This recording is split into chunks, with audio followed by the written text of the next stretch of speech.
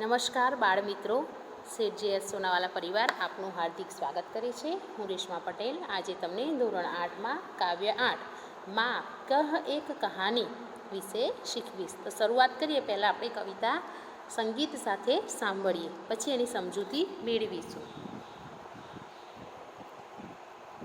माँ कह एक कहानी।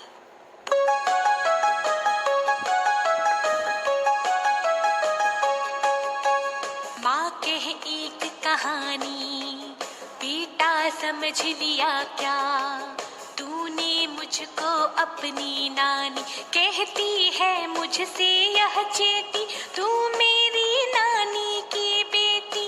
कह माँ कह लेटी ही लेटी, राजा था यह रानी। माँ कह एक कहानी, तू है हटी मान धन मेरे, सुन उपवन में बड़े सवेरे, तात भ्रमण करते थे तेरे, जहाँ सुरभि मन मानी, जहाँ सुरभि मन मानी।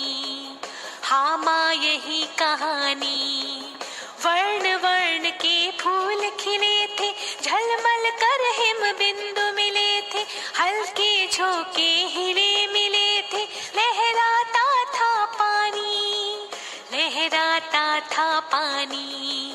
हाँ हाँ यही कहानी।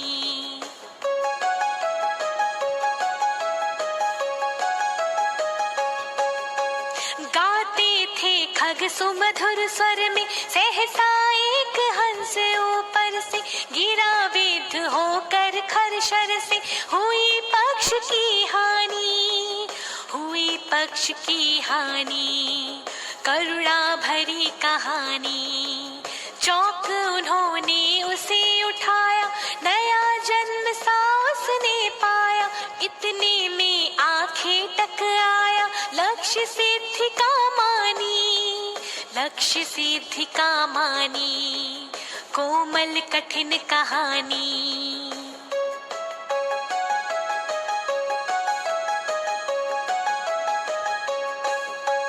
मांगा उसने आहत पक्षी, तेरे तात किंतु थे रक्षी, तब उसने जो था खग पक्षी, हठ करने की ठानी, हठ करने की ठानी। अब बढ़ चली कहानी, हुआ विवाद सदैव निर्दय में, उभय आग्रही थे स्विषय में, गई बात तब न्यायालय में, सुनी सभी ने जानी, सुनी सभी ने जानी, व्यापक हुई कहानी।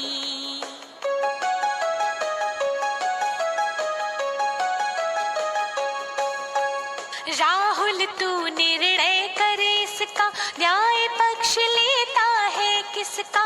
कह दे निर्भय जय हो जिसकी, सुन लो तेरी बानी, माँ मेरी क्या बानी। मैं सुन रहा कहानी, कोई निरपराध को मारे, तो क्या अन्य उसे न उबारे, रक्षक पर भक्षक को वारे, न्याय दया का दानी, न्याय दया का दानी। तूने गुनी कहानी। મિત્રો, તમે સરસ સંગીત સાથે કવિતા સાંભળીને હવે આપણે એ કવિતાની સમજૂતી મેળવીશું. કવિતાના કવિ છે मैथिली शरण गुप्ता. હવે આપણે એ કવિતાની સમજૂતી મેળવીએ. પહેલી પંક્તિઓ છે, माँ कह एक कहानी, बेटा समझ लिया क्या तूने मुझको अपनी नानी. હવે અહીંયા મા અને પુત્ર કોણ છે જાણો છો? તો આ સંવાદ એટલે કે આ વાર્તાલાપ, આ કવિતા એક વાર્તાલાપના સ્વરૂપમાં છે. અને આ જે સંવાદ છે એ સિદ્ધાર્થ અને યશોધરાના પુત્ર રાહુલ અને એની મા એટલે કે યશોધરાની વચ્ચે છે. જે સિદ્ધાર્થ એટલે કે ભગવાન બુદ્ધ, એ આગળ જઈને ભગવાન બુદ્ધ મળ્યા ને એ બુદ્ધ, અને એમની મમ્મી એટલે કે યશોધરા, એમની વચ્ચેનો આ એક વાર્તાલાપ છે. અને એ આમાં જે વાર્તા છે એ એમના પિતા એટલે કે સિદ્ધાર્થના જીવનનો એક આ પ્રસંગ છે. હવે વિષય હિન્દીનો છે એટલે સમજૂતી પણ હિન્દીમાં મેળવીશું. माँ कह एक कहानी, बेटा समझ लिया क्या तूने मुझको अपनी नानी। इस पंक्ति में यह बच्चा अपनी माँ से कहता है, यानी कि राहुल यशोधरा से कहता है, माँ एक कहानी सुनाओ ना। यशोधरा कहती है, बेटा तूने मुझे क्या अपनी नानी समझ लिया है जो मैं कहानियाँ सुनाऊँ। आगे यशोधरा कहती है, राहुल कहता है, यह दासी मुझे कहती है कि तुम मेरी नानी की बेटी हो। यानी कि राहुल अपनी माँ से कहता है कि तुम मेरी नानी की बेटी हो, भले नानी नहीं हो लेकिन बेटी तो नानी की ही हो, इसलिए माँ तुम मुझे कहानी सुनाओ, भले ही लेटे लेटे रहो, लेटे लेटे ही कहानी सुनाओ। कहो एक राजा था या एक रानी थी।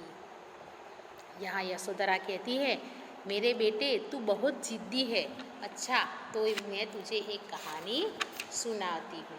एक दिन बड़ी सुबह तेरे पिता बगीचे में घूम रहे थे। उस समय वातावरण में मनपसंद खुशबू फैली हुई थी। वहाँ मनपसंद खुशबू फैली हुई थी, वहाँ मनपसंद खुशबू फैली हुई थी। हाँ माँ मुझे यही कहानी सुननी है, या राहुल कहता है। आगे बगीचे में तरह तरह के रंगों वाले फूल खिले थे। उन पर ओस, એટલે ગુજરાતીમાં આપણે જેને ઝાકળ કહીએ, उन पर ओस की बूंदें चमक रही थी। हवा के हल्के हल्के झोंकों से फूल हिल रहे थे। उन पर ओस का पानी भी लहराता था। राहुल ने पूछा, क्या उन पर पानी लहराता था? हाँ माँ मुझे यही कहानी सुननी है। आगे कहानी में यशोधरा कहती है, पक्षी मधुर स्वर में गा रहे थे। अचानक एक हंस ऊपर से गिरा।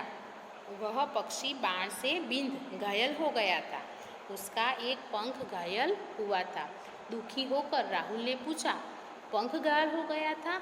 यह तो बहुत दुख भरी कहानी है। तब उसकी माँ ने कहा, तेरे पिता ने चौंक कर उसे उठाया। उनके स्पर्श से ही पक्षी ने मानो नया जन्म पा लिया।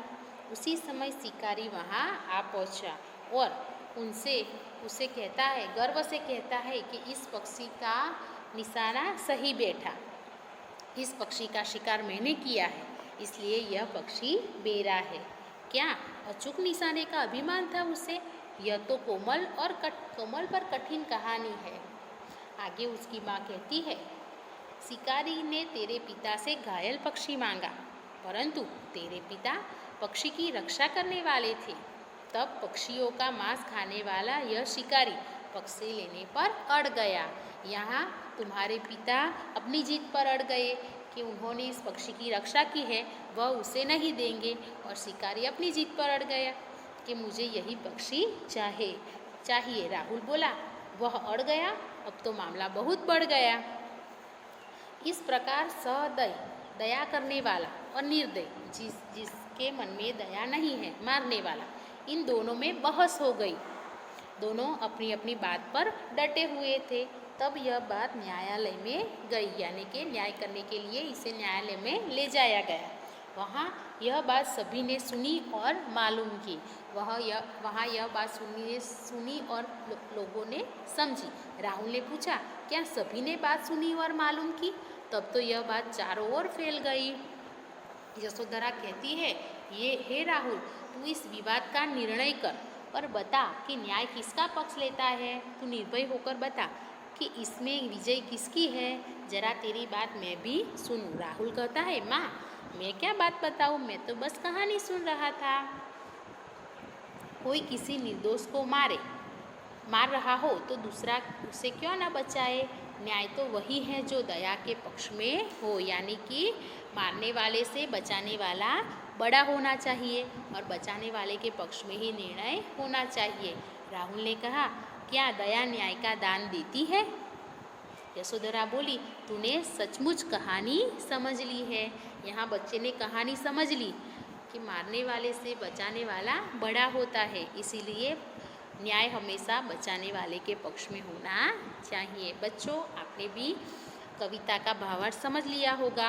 अब आपको क्या करना है, यह कविता सुंदर अक्षर से अपनी नोटबुक में लिख लेनी है और इसके जो शब्दार्थ दिए गए हैं पाठ्य पुस्तक में उनको भी अपनी नोटबुक में लिख लेने हैं। स्वाध्याय और अभ्यास के प्रश्न मैं आपको अगले वीडियो में समझाऊंगी।